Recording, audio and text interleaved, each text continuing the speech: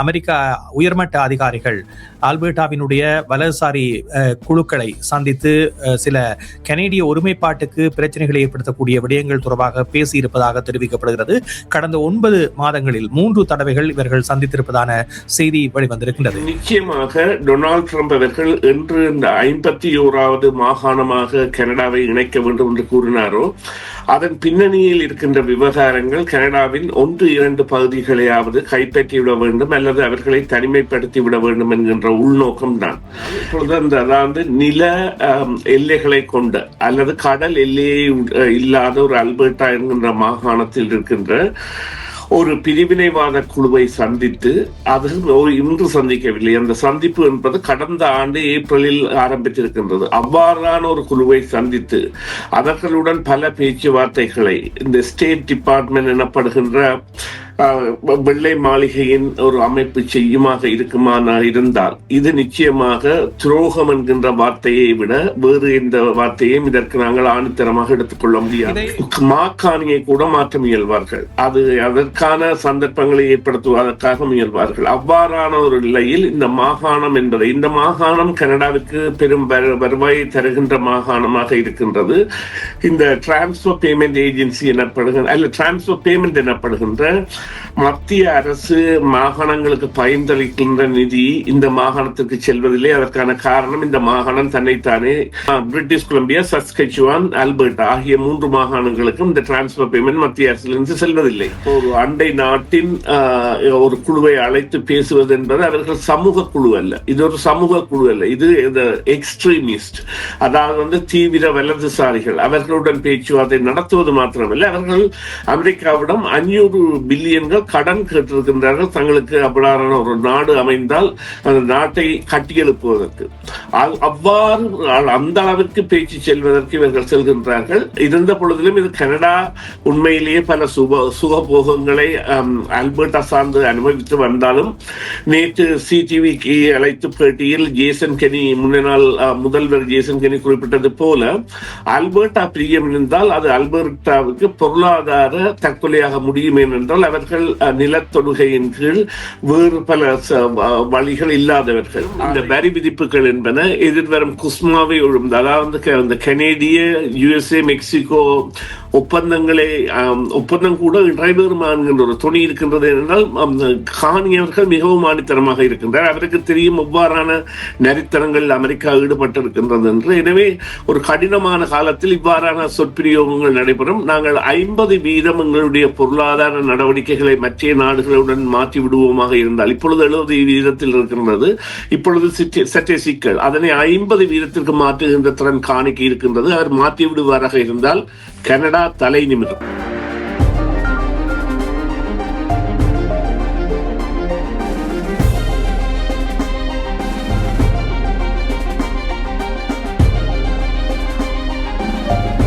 வணக்கம் நேயர்களே, உங்கள் அனைவரையும் செய்தியின் பின்னணி நிகழ்ச்சியில் சந்திப்பதில் மிக மகிழ்ச்சி அடைகின்றோம்.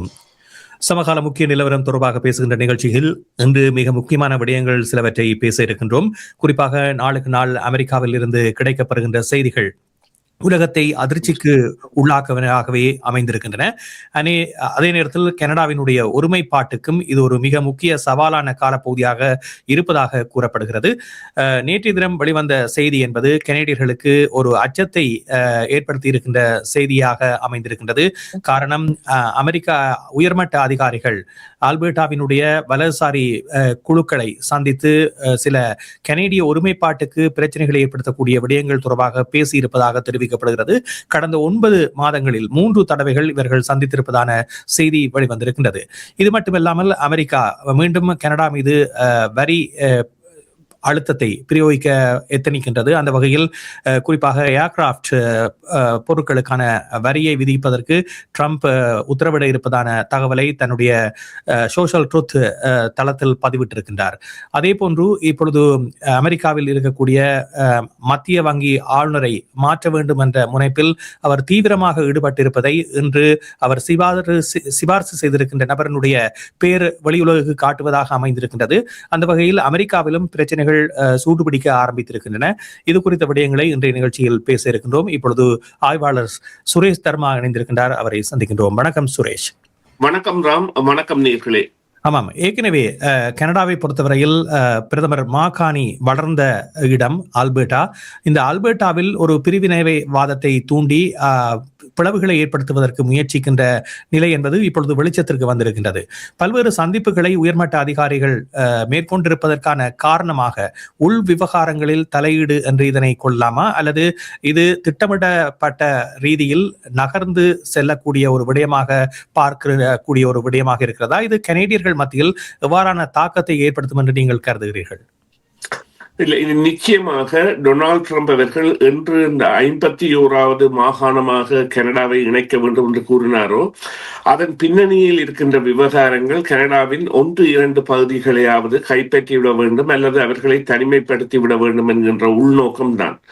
இதற்கான காரணம் அவர்கள் ஆர்டிக் பிரதேசத்திற்கு செல்வதான பாதை ஒன்றை அமைப்பதற்கான தேவையை இந்த தேவைதான் உண்மையிலேயே ஏற்படுத்தி இருந்தது. ஆனால் இப்பொழுது அதாவது நில எல்லைகளை கொண்ட அல்லது கடல் எல்லையை இல்லாத ஒரு அல்பர்டா என்கின்ற மாகாணத்தில் இருக்கின்ற ஒரு பிரிவினைவாத குழுவை சந்தித்து, அது இன்று சந்திக்கவில்லை. அந்த சந்திப்பு என்பது கடந்த ஆண்டு ஏப்ரலில் ஆரம்பித்திருக்கின்றது. அவ்வாறான ஒரு குழுவை சந்தித்து அவர்களுடன் பல பேச்சுவார்த்தைகளை இந்த ஸ்டேட் டிபார்ட்மெண்ட் எனப்படுகின்ற வெள்ளை மாளிகையின் ஒரு அமைப்பு செய்யுமாக இருந்தால் இது நிச்சயமாக துரோகம் என்கின்ற வார்த்தையை விட வேறு எந்த வார்த்தையும் இதற்கு நாங்கள் ஆணித்தரமாக எடுத்துக்கொள்ள முடியாது. இதை கனேடிய உள் விவகாரங்களில் வெளிநாட்டினுடைய தலையீடாக கொள்ள முடியாதா? ஏனென்றால் இந்த விவகாரம் என்பது ஏற்கனவே கனடாவில் சூடுபிடித்திருக்கின்ற ஒரு விடயமாக, பல நாடுகள் இது குறித்த எச்சரிக்கையை பெற்றிருக்கின்ற ஒரு விடயமாக இருக்கின்ற பொழுது அமெரிக்க உயர் அதிகாரிகளை இவ்வாறு சந்திப்பது என்பது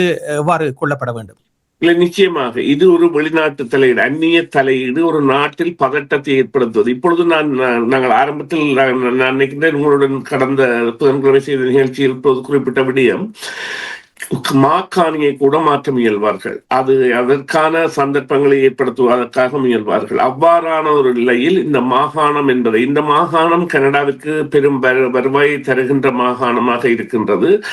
இந்த டிரான்ஸ்ஃபர் பேமெண்ட் ஏஜென்சி எனப்படுகின்ற அல்ல டிரான்ஸ்ஃபர் பேமெண்ட் எனப்படுகின்ற மத்திய அரசு மாகாணங்களுக்கு பயன்பளிக்கின்ற நிதி இந்த மாகாணத்திற்கு செல்வதில்லை. அதற்கான காரணம், இந்த மாகாணம் தன்னைத்தானே 3 மாகாணங்கள், அதாவது அல்பர்டா, பிரிட்டிஷ் கொலம்பியா, இன்னொரு மாகாணம், 3 மாகாணத்திற்கும் இந்த டிரான்ஸ்ஃபர் பேமெண்ட் செல்வதில்லை. இந்த டிரான்ஸ்ஃபர் பேமெண்ட் என்பது $13 பில்லியன் வருடத்திற்கு செல்வது கியூபெக்கு.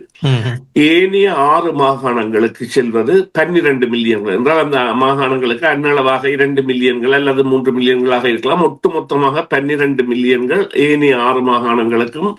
ஒரு மாகாணத்துக்கு, கியூபெக்கு மொழி அடிப்படையிலான உரிமை உள்ள ஒரு மாகாணம் என்றபடியால் அவர்களுக்கு கூடுதலாகவும் செல்கின்றது. 3 மாகாணங்கள், பிரிட்டிஷ் கொலம்பியா, சஸ்கச்சுவான், அல்பர்டா ஆகிய 3 மாகாணங்களுக்கும் இந்த டிரான்ஸ்ஃபர் பேமெண்ட் மத்திய அரசிலிருந்து செல்வதில்லை. எனவே தங்களுடைய பணம் மற்ற இடங்களுக்கு செலவழிக்கப்படுகின்றது போன்ற சில அதாவது குறைபாடுகள் அவர்களிடம் இருக்கின்றன. 30% கருத்து கணிப்பின் பொழுது இந்த அல்பர்டா மாகாணம் மேலதிகமான உரிமைகளை பெற வேண்டும் அல்லது தனிமையை நோக்கி செல்ல வேண்டும் என்று விரும்பி இருந்தாலும் அந்த 15% தான் அல்பர்டா பிரிய வேண்டும் என்கின்ற விருப்பத்தை கொண்டிருக்கின்றார்கள். அது சாத்தியப்படுவதற்கான முறையில் இங்கே சட்டங்கள், தற்பொழுது இருக்கின்ற சட்டங்களின் அடிப்படையில் பல விவகாரங்கள் இருக்கின்றன. பூர்வீக குடிகளின் உரிமம், அது பூர்வீக குடிகளின் நிலம், அவர்களுடைய உரிமை பெற வேண்டும். அவர்கள் குறிப்பிட்டார்கள், தாங்கள் எங்கேயும் போவதில்லை, கனடாவுடன் தான் இருப்போம் என்று. இருந்த பொழுதிலும் இப்பொழுது விடயத்திற்கு நாங்கள் வந்தால், அமெரிக்கா தான் முயன்ற முயற்சிகளில் 4 இடங்கள் ஆரம்பத்தில் டொனால்ட் ட்ரம்ப் குறிப்பிட்டார். இது அவர்களுடைய திட்டம். ஒன்று பனாமா, வெனிசுவேலா, கிரீன்லாந்து, மற்றது கனடாவை 51வது மாகாணம். இது உலகம் அறிந்த விடயம். இருந்த பொழுதிலும் இப்பொழுது இந்த கனடா மீதான காழ்ப்புணர்வு என்பது இவ்வாறு வந்ததற்கான காரணமாக இருப்பது நிச்சயமாக அவர்கள் இந்த கனடாவின் அரசை ஆட்டங்காண வைப்பது என்றால், கனடிய அரசு இவர்களுடைய திட்டத்தை அறிந்து அதற்கேற்ப வகையில் அனைத்து முதல்வர்களும் ஒன்றாக தாங்கள் பயணித்து இந்த திட்டத்தை வெல்ல வேண்டும் என்கின்ற நிலைக்கு செல்கின்ற பொழுது அது செய்கின்ற பல விடயங்களாக இருக்கும். இன்னும் ஒரு விடயம் நடைபெறும். சில வேளைகளில் இந்த இணைய கட்சிகள், கன்சர்வேட்டிவ் கட்சி போன்ற ஆதரவு கட்சிகள் மத்தியிலும் சில வேளைகளில் தலைமை மாற்றங்களை கொண்டு வந்தோ அல்லது அவர்களுக்கு சில விடயங்களை ஊக்குவித்தோ செய்யக்கூடிய சந்தர்ப்பத்தை கொண்டு சென்றாலும் அவர்கள் அவ்வாறு செல்வார்கள் என்று நாங்கள் நம்ப வேண்டியதில்லை. ஏனென்றால் அவர்களை பொறுத்தவரையில் கனடாவில் ஆட்சி அமைப்பது என்றால் அல்பர்டாவில் உள்ள 33 ஆசனங்களும் அவர்களுக்கு முக்கியமானவை. அவைதான் அப்படியே கன்சர்வேட்டிவ் பக்கம் செல்கின்றவை. எனவே அவ்வாறான முறையில் இப்ப இன்று அவர்களுடைய மகாநாடு ஆரம்பமாகிறது. அவர்கள் தேசியத்தை நிரூபிக்க வேண்டிய நாளாக இன்றைய நாள் அவர்களுக்கு அமைந்துள்ளது. இருந்த பொழுதிலும் அமெரிக்கா நிச்சயமாக ஒரு படு துரோகத்தனமான முயற்சிகளில் ஈடுபட்டிருக்கின்றது.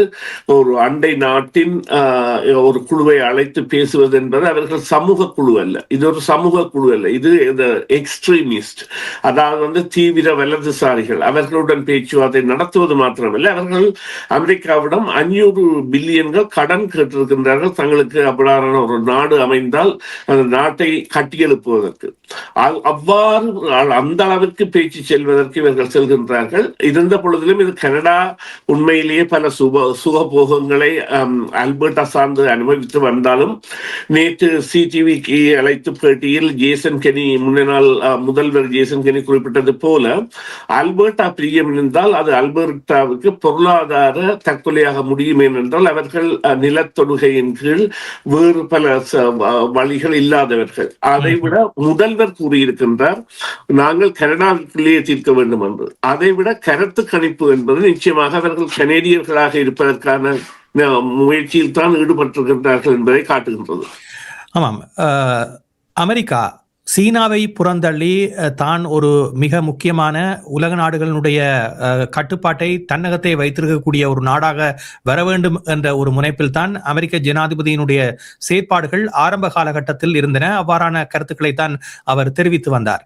ஆனால் இப்பொழுது பிரித்தானிய பிரதமரும் சீனாவுக்கு விஜயத்தை மேற்கொண்டிருக்கின்ற பொழுது அவதானிக்கக்கூடிய விடயமாக உலக நாடுகள் அனைத்துமே அமெரிக்காவை புறந்தள்ளுகின்ற ஒரு நிலைக்கு மாற்றம் பெற்று வருகின்ற ஒரு சூழ்நிலை உருவாகி இருக்கின்றது. இது சீனா அடைந்த வெற்றியாக கூட பார்க்கலாம். இந்த நிலையில் ஏனைய நாடுகளினுடைய தலையீட்டில் பிரிக்க முனைகின்ற அமெரிக்கா தன்னுடைய நாட்டில் செயலிழந்து வருவதை பார்க்கக்கூடியதாக இருக்கின்றது. குறிப்பாக இப்பொழுது மீண்டும் கனடாவுக்கு வரி விதிக்கப் போவதாக அவர் அறிவித்திருக்கின்ற விடயம், மேலும் மேலும் வரிகளை இவ்வாறு விதிக்கின்ற பொழுது அதனை எவ்வாறு அமுல்படுத்துவது என்ற ஒரு கேள்வியும் எழுகின்றது. இந்த சூழ்நிலையில் தான் இப்பொழுது மத்திய வங்கி ஆளுநருக்கு தன்னுடைய ஒரு விரும்பத்தக்கவரை சிபாரிசு செய்து பெயரையும் வெளியிட்டிருக்கின்றார். ஓஷ் அவர்கள் தான் இதற்கு பொருத்தமானவர் என்ற ஒரு கருத்தை முன்வைக்கின்றார். இவ்வாறான நடவடிக்கைகள் என்பது அமெரிக்காவில் ட்ரம்பினுடைய நிர்வாகத்தின் மீது எவ்வாறான அழுத்தத்தை மக்கள் மத்தியில் இருந்து தோற்றுவிக்கப் போகிறது?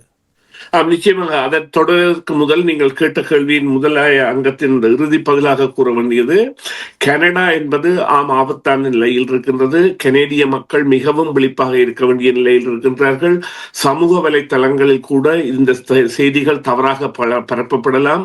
ஏஐ மூலம் தவறாக மனிதர்கள் உருவத்திலேயே வந்து தகவல்களை பரப்புகின்ற தகவல்கள் எல்லாம் எடுக்கலாம். எனவே இந்த வாட்ஸ்அப் மற்றும் பேஸ்புக் போன்றவற்றில் வருகின்ற தகவல்களை வைத்து குழம்பாமல் மக்கள் மிகவும் அவதானமாக இருக்க வேண்டிய காலம். மாக்காணி அவர்களை உலகம் நிச்சயமாக அரவணைத்து செல்லும். அவர்கள் உலகம் இப்பொழுது பார்த்திருக்கும் என்ன நடக்கின்றது, இதுதான் உண்மையான திட்டம் என்று.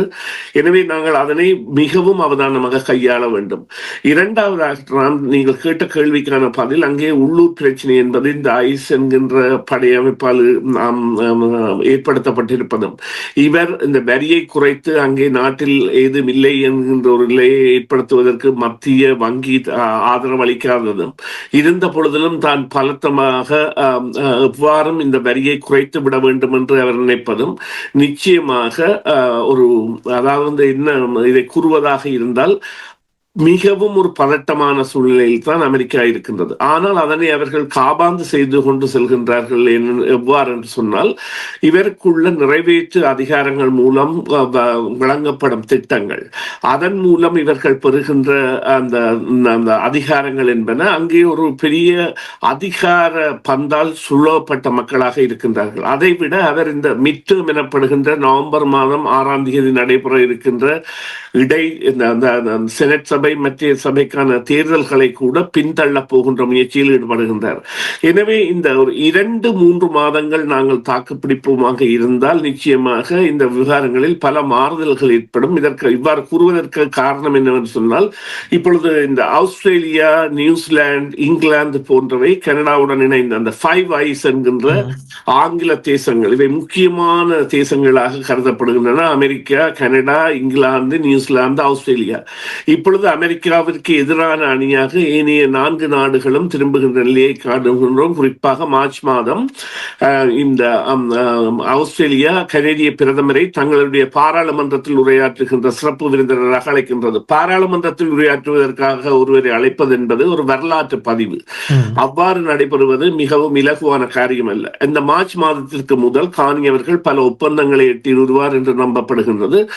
குறிப்பாக இந்தோனேஷியாவுடன் நிக்கல் ஒப்பந்தமாக இருக்கலாம், மத்திய நாடுகளுடன் இவ்வாறு பல ஒப்பந்தங்கள் ஒட்டப்பட்ட நிலையில் ஆஸ்திரேலியா கூட அந்த இவர்களுடைய கனடாவின் நிலையை பின்பற்றி செல்கின்ற நிலையை அது இப்பொழுது ஏற்படுகின்றது. ஜப்பான் மற்றும் இன்னும் ஒரு நாட்டுடன் இணைந்து இந்த இந்தோ பசிபிக் டிரான்ஸ்போர்டேஷன் விஷயங்கள் எல்லாம் அதுவும் கதைக்க தொடங்கிவிட்டது.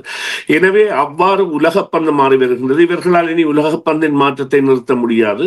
இருந்த பொழுதிலும் இவர்களால் நிச்சயமாக இந்த உள்ளூர் பதட்டங்களை தடுப்பதற்காக அதிகார பலத்தை பிரயோகிப்பதும் இவ்வாறாக வெளிநாடுகளில் ஏற்படுகின்ற நிலைமை இப்பொழுது பார்த்தீர்களானால் வெனிசுலாவில் கூட வெனிசுலாவில் வந்த அரசிற்கும் அமெரிக்காவிற்கும் இடையில் புரிதலை வந்துவிட்டது. தாங்கள் ராணுவ பலத்தை பிரயோகிக்க போகின்றோம் என்று அமெரிக்கா மிரட்டுகின்றது.